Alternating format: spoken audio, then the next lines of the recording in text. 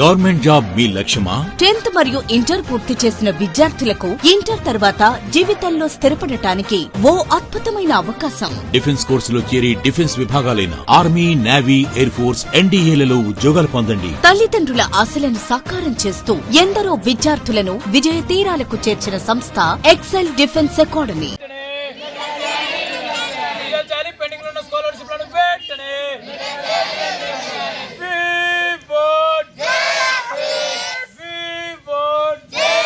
నా పేరు టీ శృతి, second year చదువుతున్నాను. మేము ఫస్ట్ ఇయర్ వచ్చినప్పుడు కూడా మాకు ఏ స్కాలర్షిప్ పడలేదు, సెకండ్ ఇయర్లో కూడా స్కాలర్షిప్ పడలేదు. పాత ఉన్న వాళ్ళు కూడా స్కాలర్షిప్ పడలేదు. ఇప్పుడు రేవంత్ రెడ్డి పాలన కూడా మాకు స్కాలర్షిప్ పడతలేదు. ఉచిత బస్సు అనగానే కాదు, ఇప్పుడు ప్రతి ఒక్క విద్యార్థికి స్కాలర్షిప్ చాలా ఇంపార్టెంట్. స్కాలర్షిప్లు వేయాలనేదే స్టూడెంట్స్ అందరిది అదొకటే ఉంది. ఇప్పుడు వేస్తారని అనుకుంటున్నాము. అండ్ ఇప్పుడు వేయకపోతే కూడా అసలు మళ్ళీ ఇంకా రావద్దంటే ఇప్పుడు స్కాలర్షిప్ వేయాలి.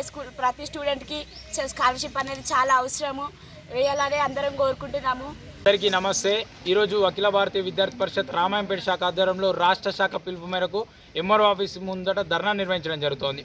ఎందుకంటే తెలంగాణ రాష్ట్రంలో విద్యార్థులకు ఇవ్వవలసిన బకాయిలను 7,300 కోట్ల స్కాలర్షిప్లను ఇంతవరకు విడుదల చేయకపోవడం సిగ్గుచేటు. గత ప్రభుత్వం విద్యార్థుల మీద మొండి వైఖరి చూపించింది.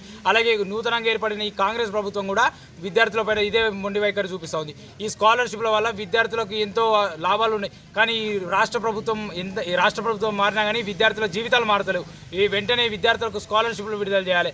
అయ్యా రేవంత్ రెడ్డి గారు, మాకు కావాల్సింది ఉచిత పథకాలు కాదు, ఉచితమైన విద్య కావాలి. మాకు కావాల్సిన స్కాలర్షిప్లు కావాలి. ఫ్రీ బస్సులు, ఫ్రీ స్కూటీలు అవి మేమేం చేసుకోవాలి? ఉచితాలకు తెలంగాణ ప్రజలను ఉచితాలను అలవాటు చేయదు. వెంటనే విద్యార్థులకు స్కాలర్షిప్లను విడుదల చేయాలని అఖిల భారతీయ విద్యార్థి పరిషత్ డిమాండ్ చేస్తూ ఉంది. జై హింద్, జై భారత్.